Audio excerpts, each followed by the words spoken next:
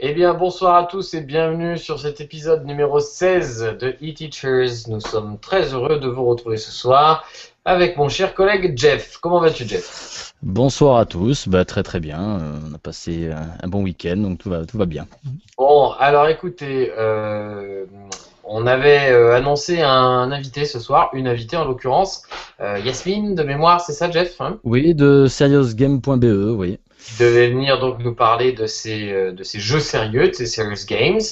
Et bon, peut-être que y a un petit quiproquo sur la date ou sur bon, techniquement, je ne sais pas, mais bon, elle n'est pas avec nous. Donc c'est pas grave, on va improviser une petite émission. On a toujours deux trois ressources dans nos chapeaux à vous proposer. Et puis bon, bah peut-être que ça durera un petit peu moins longtemps, mais finalement c'est pas très grave et nous essaierons de voir pourquoi elle n'est pas là. Si jamais vous êtes là à écouter et que vous pouvez nous rejoindre, n'hésitez pas, Yasmine, à prendre l'émission en route éventuellement. Sinon, on trouvera un autre moment. Alors, un petit retour sur l'émission précédente, puisqu'on a eu encore plus de téléchargements, Jeff, c'est ça, si je crois bien? Oui, on a eu un bon pic de téléchargement, je suis assez content, on nous a fait 2-3 pubs sur 2-3 sites aussi. On peut remercier ta collègue justement qui nous a fait... On va remercier Laurence, grâce à elle, on sait qu'on est écouté en Martinique, en France. Voilà, sur le site académique, hein, je crois, de la Martinique, qui nous a fait un petit coup de pub assez sympathique, donc on la remercie. Merci à toi, Laurence, et merci d'en parler, et merci à vous tous d'en parler, puisque d'émission en émission, on a toujours des tweets supplémentaires, et voilà. Bon, on va peut-être arrêter de meubler et de commencer. Voilà. Juste pour réagir en direct, toujours le hashtag eTeachers, donc tout accroché, hein, ou directement sur la vidéo sur YouTube, sur les commentaires YouTube, hein. Voilà, tout à fait. Est-ce que je commence? Allez, vas-y. Eh bien, du coup, je vais parler d'un outil en fait que j'ai découvert très très très récemment par une collègue qui s'occupe avec moi de l'association Cyberlang, qui s'appelle Aline Piazza. Je te salue au passage. Et elle nous propose un outil sur son Scoopit. Elle nous propose en fait un outil qui permet de faire des sous-titrages rapides de vidéos. Alors, le problème avec les sous-titres aujourd'hui, quand on travaille en sous-titrage, donc c'est vrai qu'on peut penser bien évidemment aux langues, on peut penser à toutes les matières de sciences humaines où on aurait des films à réaliser et on souhaite faire apparaître des sous-titrages. Alors, on fait bien la différence entre le sous-titrage et l'ajout de titres ponctuels, puisque quand on ajoute des titres, il suffit de prendre n'importe quel logiciel de montage vidéo pour faire des titres ponctuels. Donc là, c'est vraiment quand même qu'on en a besoin de faire apparaître relativement rapidement des morceaux de texte, hein, comme du sous-titre. Enfin, bon, tout le monde voit ce que c'est, bien évidemment. C'est pas évident, puisque souvent, il faut les réincruster, enfin, ou alors, il y a des techniques un peu particulières, il faut des logiciels particuliers, ou alors, il faut d'abord avoir un fichier de texte. Vous savez, vous avez peut-être déjà vu ça, si certains parmi vous font des séries, regardent des séries sur Internet et prennent des fichiers de sous-titres, c'est-à-dire qu'en fait, quand on ouvre un fichier de sous-titres, c'est assez facile à comprendre, hein. On a ce qu'on appelle un timecode, donc en fait, comme on dirait en français, dis donc aide-moi Jeff, un timecode, c'est un repère de temps en fait, hein. Ouais. Voilà, un repère de temps, c'est-à-dire que vous marquez le début du sous-titre, le timing quand vous voulez que le sous-titre apparaisse, et vous faites ça pour chaque morceau de phrase. Donc ça peut prendre énormément de temps, clairement, hein, à sous-titrer tout un passage. Même si avec des élèves, on n'a pas forcément besoin de sous-titrer énormément, en tout cas ça peut être long, puisque ça veut dire quand même qu'il faut qu'ils repèrent le temps, enfin, et en plus c'est pas forcément très précis. Donc il existe un petit outil qui va vous permettre, alors a priori c'est à partir de vidéos YouTube, hébergées sur YouTube, mais bon, si vous avez une vidéo, il suffit de la mettre en ligne sur YouTube pour après utiliser cet outil. Je vais essayer de partager et de faire la démonstration en ligne et de l'expliquer en même temps pour ceux qui l'écoutent, qui écoutent. Alors, partage l'écran, merci bien, voilà. Donc tu vas sur YouTube directement ou non, tu vas sur le site, j'ai pas compris ça. Alors, je vais vous expliquer ça. Je vous avoue voilà, que comme c'est un petit peu improvisé, moi-même, je n'ai pas trop testé. Il est préparé, on dit. Voilà, donc en fait, ce site s'appelle Easy YouTube Caption Creator. Donc on mettra le lien parce que c'est un outil qui est un peu long et c'est très compliqué. Je pourrais pas vous le dicter puisque c'est sur un site qui s'appelle Accessify. Donc c'est assez facile. Dans un premier temps, comme souvent dans ce style d'outil, vous allez copier-coller l'adresse, vous allez copier l'adresse de la vidéo qui vous intéresse sur YouTube et la coller dans ce site. Donc je pense que vous voyez, là j'ai collé mon adresse. Alors, je te coupe, on t'entend, mais on te voit plus. C'est fait exprès, mais vous voyez ma page, non? Non, non, non plus, non. Non. Tu dois avoir un problème de débit. Alors essaie de commenter ça en audio. Ouais. Eh ben ouais, parce que pourtant moi je la vois bien, il la voit bien ma page qui s'affiche. Bon. Non, bon, vas-y, mec. Bref, en tout cas, vous copiez-collez cette adresse dans le champ volontairement et vous passez à l'étape suivante. À l'étape suivante, on va vous demander tout simplement de mettre sur des lignes environ 10 mots par ligne, ce qui correspond, on va dire, en moyenne à des petits sous-titrages. C'est environ, hein, ça peut aller un peu plus loin, mais il ne faut pas aller plus. Ce que vous voulez voir apparaître au moment de la vidéo. Donc, je sais pas, je tape Hello, this is a comment from a teacher. On va rajouter une deuxième phrase. Bonjour. Tu n'aurais pas coupé ta vidéo, tout simplement, Guillaume? Pardon? Tu n'aurais pas coupé ta vidéo, tout simplement? Eh ben, j'en sais rien. Normalement, c'est revenu, ouais, tout à fait. C'est bon. C'est bon. Ouais, mais c'est ma vidéo qui est revenue. Je voudrais. Tu vois mon écran? Ça y est, je te vois ton écran, ouais. Non, je vois pas ton écran, je te vois toi là. Bon, c'est pas très. Ils nous écoutent en audio, désolé. Hein. Allez, remets ton écran. Voilà, est-ce que là tu vois mon écran? Tout à fait, c'est bon, tu peux y aller. Bien. Voilà, je suis à l'étape 2 où je suis en train de taper l'essai. C'est un essai de commentaires pour l'émission e-teacher. Très bien. Et puis je vais m'arrêter là. Mais vous pouvez en fait faire des lignes comme ça autant dont vous avez besoin. Et ensuite, quand vous arrivez sur cette page-là, où normalement il va y avoir la vidéo qui apparaît, alors j'ai mis une vidéo d'un groupe que j'aime beaucoup, il vous suffit en fait d'appuyer sur A au moment où vous voulez que les lignes précédemment écrites apparaissent. Donc c'est quand même beaucoup plus facile et beaucoup plus précis et beaucoup moins contraignant que d'écrire tous les timecodes de la chose. Donc on va faire un essai, on va faire play. Normalement, la vidéo va se lancer. Ce qui n'est pas le cas. On the right, to control this playback. Oui, c'est ce que j'ai voulu faire. Bon, en tout cas, ça devrait fonctionner. Et quand vous souhaitez, vous appuyez sur A et c'est censé, en fait, oui, d'accord, j'ai un petit souci de connexion, de débit chez moi là. Il ne veut pas lancer, mais logiquement, vous appuyez sur A et je ne sais pas si vous voyez ici, il y a toutes les lignes donc qui sont en attente d'être incrustées. Et au moment où la vidéo défile, il suffit d'appuyer sur A pour incruster la vidéo. Donc en fait, ça incruste pas directement, je pense que ça, vous vous en doutez bien. Je vais repasser par là. Ça n'a pas marché, je suis déçu. Ça n'incruste pas directement. En fait, ça crée un fichier texte à côté qui automatise, qui met directement ces fameux timecodes là, ces fameux timers.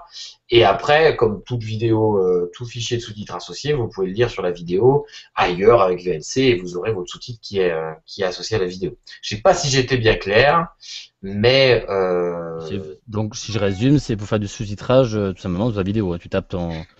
Voilà, mais en fait, l'avantage, c'est que encore une fois, je ne sais pas si nos auditeurs ont déjà essayé de faire du sous-titrage, mais c'est très très compliqué puisqu'il faut. Très compliqué à caler surtout, c'est ça? Voilà, il faut caler, puis éventuellement il faut l'incruster après. Voilà, là on prend la technologie avec les fichiers associés, les points SRT, les fichiers sous-titres, et là automatiquement vous cliquez quand vous voulez que les textes précédemment écrits apparaissent. Voilà.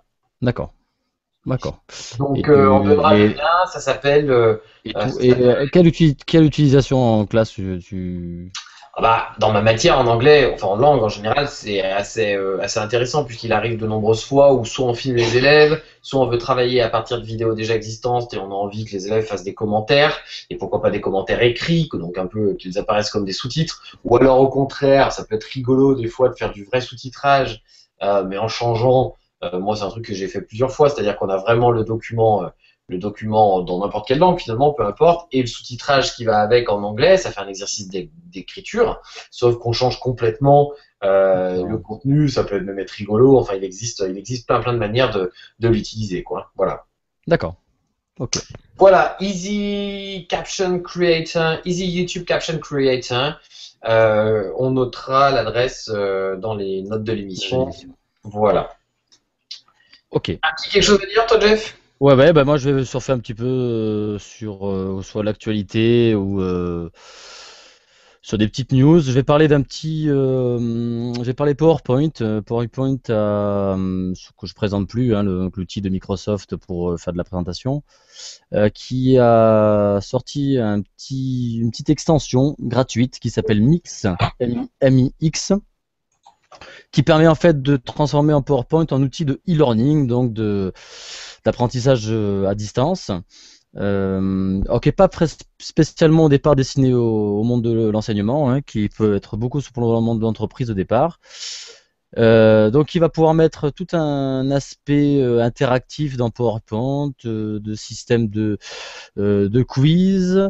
On va pouvoir enregistrer sa voix et même la vidéo de sa webcam tout en présentant ses slides. Donc des questionnaires, des sondages, des interactions, des petits exercices, voilà, vraiment pour transformer PowerPoint tout en plateforme d'e-learning, hein. Voilà, alors je l'ai pas essayé moi, c'est Comment pour ça s'appelle? Tu peux nous le redonner? Mix, alors vous pouvez le trouver MIX. Vous le trouvez sur mix.office.com. J'avais utilisé déjà un truc comme ça où c'était pas mal, mais c'était plus de la présentation. C'est-à-dire qu'en fait, on mettait en ligne le PowerPoint et du coup, il était hébergé de manière, je pense, pas ponctuelle, mais en tout cas temporaire. On donnait ensuite une adresse internet aux personnes qui voulaient le consulter sur des tablettes, sur des ordinateurs, et du coup, ils le suivaient en direct en fait. Ça évitait plutôt de vidéos projetées, par exemple, dans des classes avec des tablettes. Et c'est pas mal en fait, ce qui fait que le prof, celui qui est maître entre guillemets du PowerPoint, c'est lui qui déplace les slides. Et en plus, il pouvait demander des questions ponctuelles un petit peu de la même manière, où les gens pouvaient interagir pour voilà, pour récupérer un sondage, quelques infos. C'est vrai que sur PowerPoint, il y a quand même pas mal de petites extensions comme ça qui existent, hein. Alors Mix, elle est toute nouvelle, elle a l'air plutôt sympathique pour ensuite interagir avec les élèves, pour aussi partager après ce qu'on a fait. Ça c'est pas mal évalué, tu vois, donc c'est pas mal. Il en existe pas mal. Il y en avait un, je sais pas si tu avais entendu parler, alors je me souviens plus du nom, il faudrait retrouver. C'était où les élèves pouvaient avec leur souris même interagir directement avec leur souris. Chaque élève avait une souris dans la main. Et à distance, pouvait interagir avec les petites questions qu'on mettait dans PowerPoint. T'as entendu parler de non? Ouais, ça dit quelque chose, ça. Ouais, ça je me souviens plus du nom, par contre. Moi non plus. J'avais dit qu'un jour j'essaierais le truc, bon, je l'ai pas fait, hein, Dis-moi, cette Office Mix là, c'est gratos ou pas? C'est totalement gratuit, ouais. Totalement gratuit, ouais. Enfin, totalement gratuit. C'est toujours pareil, il faut la licence PowerPoint. Ah, il faut pas répondre, mais l'extension est gratuite, ouais. L'extension est gratuite. Bon, c'est plutôt intéressant comme application. Et du coup, toi, tu le vois comment? Quelle utilisation exactement? Bah, je pense que c'est il faut préparer. C'est quand on a simplement un PowerPoint comme beaucoup d'enseignants utilisent. Je pense, hein, beaucoup d'enseignants utilisent PowerPoint. Je pense que rajouter des petits quiz au milieu, des petits jeux, des petites évals, ça peut être sympa. Ou alors, il peut avoir carrément la partie e-learning. D'accord? C'est-à-dire faire style classe inversée. On pourrait balancer son PowerPoint avec toi en train de parler dessus, en train de souligner quelque chose, tu vois. Voilà. Ouais, tout à fait. Ouais, c'est Entre deux usages différents, voilà. Bon, bah écoute, belle découverte. Si jamais vous avez l'occasion de tester ce genre de choses, n'hésitez pas à nous en faire. Je vais rebondir sur quelque chose que je voulais parler depuis un moment aussi, c'est en parlant d'Office, on va rester dans le monde de Microsoft. Il existe Office Online aussi. Alors si vous connaissez bien les Google Docs, eh ben, c'est la même chose chez Microsoft. Office Online, c'est tous les outils Microsoft gratuits. Voilà, il faut ouvrir un compte OneDrive, donc c'est anciennement SkyDrive, donc OneDrive c'est le cloud de Microsoft.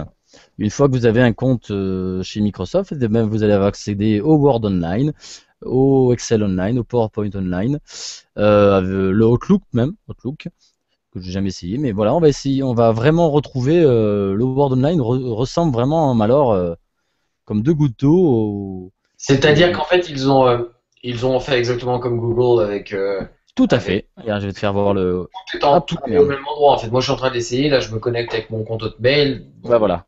Si, bah, absolument. tiens, si tu arrives à le balancer parce que je me suis pas connecté là. Mais Alors, par pour voir exemple, à quoi ça ressemble, vas-y. on va regarder ça. En fait, c'est le Google Doc de Microsoft, hein, on va dire. Hein, voilà. Pour ceux qui connaissent, hein, c'est tout online C'est un avec peu tout. bizarre comme présentation. Le Google Doc. Bon, tu vois mon Ouais, mais écran.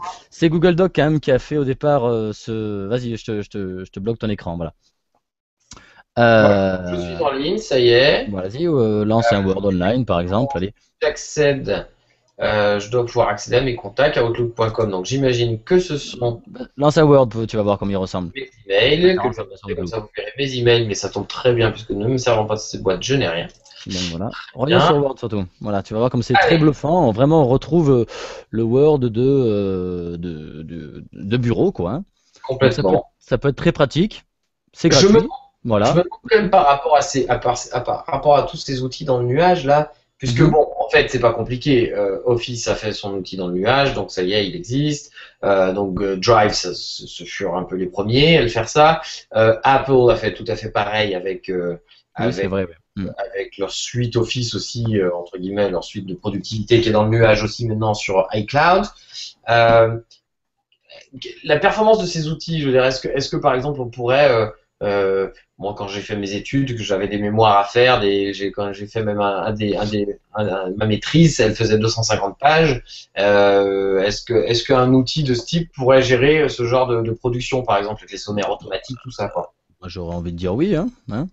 J'aurais Mm. envie de dire oui. Alors moi, j'utilise beaucoup Google Doc, alors je le connais. Il est limité sur certaines choses, mais le Word là, Word Online que j'ai essayé une ou deux fois rapidement, vraiment, on retrouve vraiment le Word de bureau. Hein. Alors peut-être pas Il aussi est puissant. complètement, il est Je te vraiment dis bien. pas qu'il y aura toutes les options qu'on retrouve dans Word, etc. Mais Et est-ce qu'on peut partager simultanément comme Drive propose? oui, on peut travailler, enfin du travail collaboratif aussi. Tout à fait. Ouais, ouais.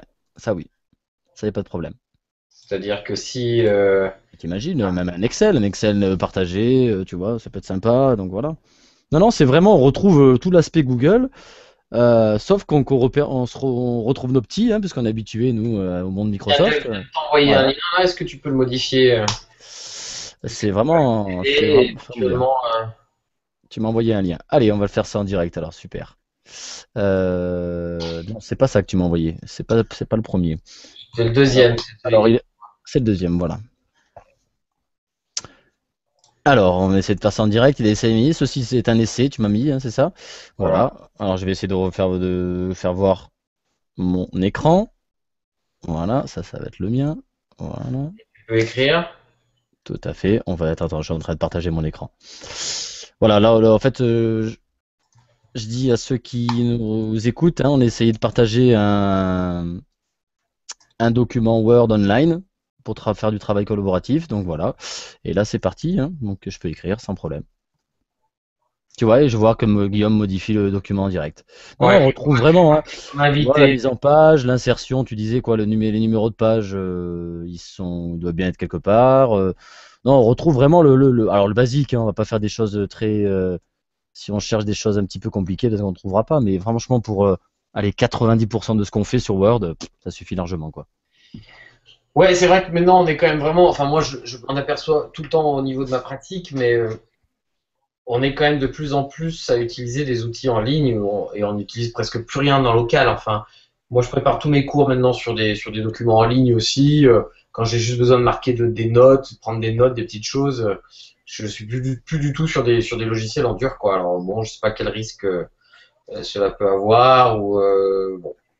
En tout cas, c'est Non, plutôt. non. Bah, c'est bien, non, c'est plutôt bien fait. Et puis, des fois, on se demande même pour comment aller prendre une licence, tu vois. C'est la Exactement. question que je me pose, quoi. Hein, voilà. Exactement. Bon, moi, je prends plus de licence, hein.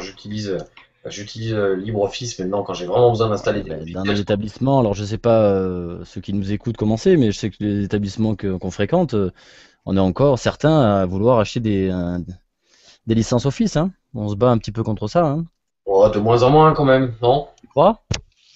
Je sais Peut-être pas. certains pour certains personnels administratifs qui Voilà, ont par exemple, par dans exemple. l'ancien, je veux Ouais. dire au niveau de nos pratiques même, Puis je crois que moi, en tant que formateur, je reconnais que maintenant je suis tout le temps à expliquer. Je ne parle même plus des produits Office en formation, puisque par définition, ils ne sont pas installés dans les établissements. Donc il faut arriver. Par contre, oui, je reconnais que je parle de certains outils en ligne gratuits, mais comme alternative, mais en tout cas, pas plus que ça, quoi. D'accord. Bon. Voilà, ben écoutez, très Tu vois, bonne, j'ai fait une bonne série Microsoft là. Voilà. très bien. Et, je te rassure, je touche rien pour ça. J'espère bien, sinon je vais plus te parler, tu me connais. Pour terminer, en ce qui me concerne, Vas-y. mes outils du jour, je vais vous parler d'un petit site qui propose en fait des photos. Alors on va rester un peu dans le contexte des droits, puisque en tant qu'enseignant, on a souvent besoin de chercher des illustrations. Alors bon, je pense aux enseignants de langue, je pense aux enseignants de sciences humaines encore, hein, bien sûr d'histoire, géographie et toutes les sciences humaines en général, peut-être de sciences aussi, mais bon, c'est peut-être un petit peu moins vrai. On a de trouver des illustrations. Et bon, bah voilà, on a tous tendance malheureusement à faire chercher quelques mots-clés sur Internet et chercher des images sans trop se préoccuper pardon, des droits qui y sont liés. J'avais déjà parlé peut-être du fameux site Flickr que certains connaissent où il y a des photos et quand on travaille dans Flickr, on peut faire des recherches qui associent ce qu'on appelle les recherches avec la licence Creative Commons, mal prononcé Creative Commons, qui est une licence libre qui permet une exploitation des photos de manière gratuite. Ce qui ne veut pas dire qu'il ne faut pas citer leurs sources, bien évidemment. Et ben voilà, là il existe ce site, bon, plusieurs sites font la même chose, mais j'aime bien celui-ci qui s'appelle StockVault, STOCKVAULT, et qui propose directement des photos en accès libre, libre de droit, et c'est plutôt pas mal. Donc voilà. C'est un site de recherche de photos, je sais pas qu'est-ce qu'on cherche, Jeff. Des chats, c'est la mode en ce moment. C'est cher. Je vous conseille toujours de faire des recherches en anglais, ça donne quand même un petit peu plus de résultats. Ah, ça se dit cat, je préfère te le dire. Merci Jeff, j'ai trouvé. T'es sûr? Moi j'en suis sûr. Hein. Et voilà, effectivement, on tombe sur des tigres, c'est bien. On tombe sur différentes photos qui sont tout à fait accessibles. Bon, il ne faudra peut-être pas chercher la grande qualité, mais en tout cas, ça a le mérite d'exister. Et voilà, peut-être sur différentes sur les photos d'Angleterre, England. Voilà, moi j'en ai là qui sont à disposition directement et qui sont. Ouais, il en existe plusieurs des sites comme ça hein, qui font du. Il en existe beaucoup, ouais, tout à fait. Ouais. Il en existe beaucoup. Après, par contre, ouais, c'est quand même des formats intéressants. Je vois qu'il y a quand même des qualités qu'on trouve pas peut-être sur un Google Images, etc. Hein. En fait, d'après ce que je comprends, c'est que c'est presque une sorte de base de données, parce que toutes les photos sont pas hébergées directement sur StockVault. Il y en a certaines, comme là c'est le cas pour Big Ben qu'on voit en ce moment même, mais celle où j'étais avant, ça m'a amené sur un autre site de partage de photos, mais avec une licence libre. Donc je pense qu'il y a cette volonté aussi de rassembler un petit peu toutes les ressources, quoi. Voilà. D'accord. Je trouve que c'est pas mal d'avoir maintenant un peu cette conscience-là, sans parler oui, voilà, de penser que quand on utilise des ressources qui ne sont pas extraites de manuels ou que l'on possède, bien évidemment, en établissement, d'essayer de faire en sorte d'utiliser des ressources qui soient libres de droit ou au moins qu'on cite les sources, avoir un respect par rapport à ça et aux auteurs qui les font, quoi, tout simplement. Ça, c'est vrai que sur les sources, je sais qu'en collège, c'est quelque chose qu'on apprend aux élèves, au moins. Voilà. Ah bah bien évidemment, mais c'est vrai que on a toujours eu, avant le numérique, on pensait toujours à citer des extraits de livres, même en études supérieures. Bien sûr, on se voyait pas faire, on ne se voyait pas faire de recherche ou de travail un peu d'analyse sans citer les sources avec la fameuse bibliographie. Et aujourd'hui, je trouve qu'il y a une espèce de dérive qui fait que avec l'arrivée du numérique à foison, comme si on n'avait plus besoin de se déplacer à la bibliothèque finalement, qu'on avait tout accès, on avait plus besoin. Alors je dis pas que c'est tout le monde, bien évidemment, et c'est pas le cas, mais on le ressent un peu. Et pour avoir aussi quelques amis qui travaillent dans le supérieur et qui corrigent beaucoup de débuts de travaux de recherche, ou en tout cas, même si modestes, mais en tout cas qui travaillent dans ces domaines-là, ils sont de plus en plus amenés à voir qu'effectivement les étudiants s'approprient complètement, ou alors pense qu'en changeant une phrase ou deux, ou en coupant une partie d'une photo trouvée sur Internet, quoi que ce soit, on n'a plus c'est besoin un des de gros problèmes en université. Le plagiat, en fait, hein, tu parles, c'est ça? une sorte de plagiat, ou alors Mhm. mais même de plagiat qui est censé être déguisé, ou en tout cas parce qu'on pense qu'on modifie un petit peu, Ouais, bien sûr. qu'on s'approprie quelque chose, du coup il devient le nôtre en fait. Et, euh, et je trouve que voilà, c'est aussi valable pour nous en tant qu'enseignants, quand on utilise des ressources, faire en sorte d'avoir l'honnêteté intellectuelle Mhm. de, de, de les citer au moins quand c'est issu de quelque chose, quoi. Voilà. Tout à fait. Au moins d'avoir le réflexe, au moins déjà. Je pense qu'il y a Voilà. aussi. Et puis encore plus aujourd'hui avec l'arrivée de discipline numérique et pour nos élèves. Tout Voilà, à fait. voilà. Bon. J'ai deux petites choses, moi. Qu'est-ce que je fais? J'ai Ah, bah, tu dois soit finalement. sur l'actualité, sur Allez, le forum des enseignants innovants, ou alors un petit outil iPad qui plaira bien aux enseignants de primaire, je pense. Dis-moi, on fait les deux, hein, si tu veux. vas-y, vas-y, Allez, vas-y.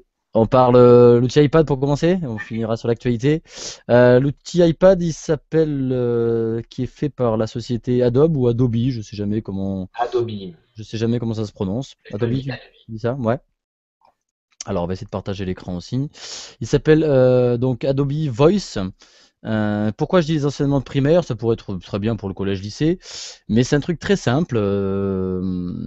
C'est finalement, on va pouvoir faire des petites vidéos d'animation, d'accord, très rapides, à partir de photos, à partir de petites icônes. On va pouvoir s'enregistrer, d'accord, enregistrer sa voix, tout simplement en cliquant, en tapant dessus. On va enregistrer sa voix par rapport à la photo. Et photo après photo, on va pouvoir enregistrer sa voix. Et tout va s'animer par magie. D'accord, on est vraiment, hein, si je vais sur le site d'Adobe, alors je ne sais pas si vous verrez la vidéo, je ne sais pas si la vidéo tu la vois, ouais, elle tourne. Attends une seconde, oui, je la vois, bien sûr. Ouais, bon, voilà.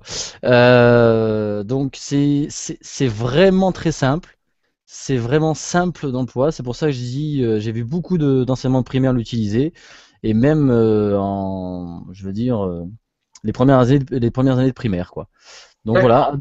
Adobe ou Adobe Voice, d'accord, très simple. On peut rajouter du texte, tu vois, on peut s'enregistrer rapidement sur chaque image. On peut importer nos propres images. Et totalement gratuit, en Et plus. ça n'existe que sur Ça un n'existe que iPad. sur iPad. Ouais, ouais, ouais, ça Alors ça n'existe c'est que sur iPad. rigolo parce que pourtant ils étaient pas bien copains.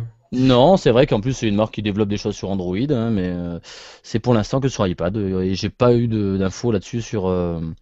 Bon, Sur... cela dit, je suis à peu près persuadé qu'il existe le même outil ou similaire sur Android. Peut-être pas aussi bien fait, mais il me semble bien que ça me dit quelque chose. À Mais vérifier. c'est d'une rapidité folle, quoi, hein. Quand on monte, je sais pas, sur un logiciel comme iMovie, par exemple, il faut quand même plus de temps, un peu plus de dextérité, il y a une timeline à gérer.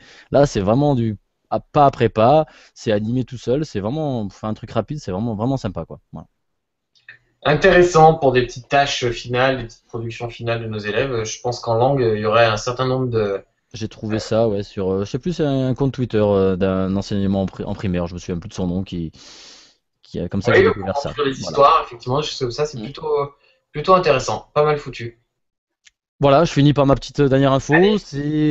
Il y avait le forum des enseignants innovants, tu sais, c'est chaque année organisé par le Café Pédagogique, hein, je crois. Oui. Euh, et le palmarès est sorti, donc le palmarès vous le trouvez sur le Café Pédagogique. Il y a eu 4 prix décernés par le public et toujours 9 prix par un jury. Alors, si vous voulez être intéressé d'aller le voir, donc si je peux voir le prix des enseignants innovants est arrivé par exemple à Stéphanie Fontecaba pour Rando Philo. Tu vois, une randonnée philosophie avec ses élèves de CE, CM, si j'en veux en citer un. Mhm. Et voilà, on pourra peut-être en parler plus en détail. Il y a notre ami François Jourde qui était aussi dans les François, qu'on avait reçu donc en émission et qu'on va ouais, réinviter. Alors, je ne sais pas si ce sera sur cette saison, mais peut-être l'année prochaine, en tout cas, l'année scolaire prochaine, c'est voilà, qui a rapporté un grand prix du numérique, tu vois. super. Voilà, des choses en EPS aussi qu'on a vu. Ce serait intéressant aussi ça de voir un peu ce qu'on peut faire en EPS avec le numérique, hein. C'est quelque chose qui pourrait être super intéressant. S'il y a quelqu'un dans nos auditeurs, on serait plutôt Intéressé. intéressé, voilà. Voilà, enfin voilà, si vous êtes curieux d'aller voir ça, donc cinquième forum des enseignants innovants, vous avez le palmarès qui est sur le café pédagogique. Voilà. Eh bien, nous irons À l'occasion. Nous irons et on essaiera d'un peu décortiquer ça un peu plus en détail. Bon, bah en tout cas, écoutez, cette émission touche à sa fin. On s'excuse pour Jeff, on voit tout ton écran encore là, hein, c'est pas grave. Ah, pardon! Pardon, On, j'ai pas- on s'excuse encore pour cette émission un peu improvisée, puisque, comme vous l'avez compris, on aurait dû avoir une invitée, mais bon, nous allons éclaircir ce mystère très mystérieux. Voilà, on essaiera de recontacter Yasmine et pour voir si on peut faire ça ultérieurement. Voilà, Merci à tous. toujours on finit juste par pour nous contacter, toujours sur eteachers.fr, donc e-teachers.fr. Notre chaîne YouTube aussi, hein, vous tapez eTeachers, vous trouvez. iTunes toujours, Facebook, notre communauté Google+. Et s'il y en a qui aiment le mail, c'est eteachersfr@gmail.com. eTeachersfr tout accroché. Voilà. Et voilà, merci à Ah, tous.